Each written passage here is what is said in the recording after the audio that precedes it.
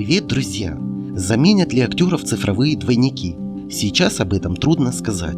Стоимость создания цифрового двойника пока очень велика.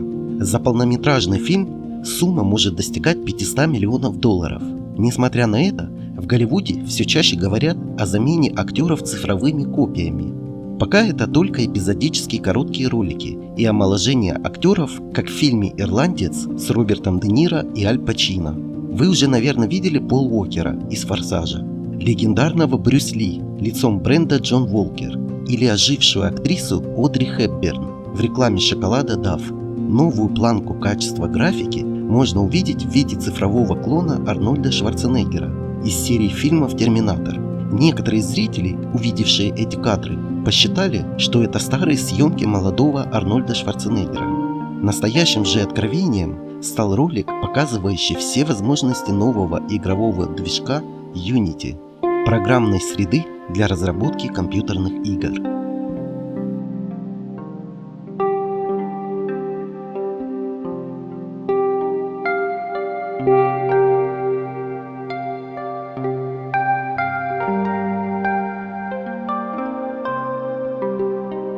На этом на сегодня все. Друзья, спасибо за просмотр. Мы осветим все.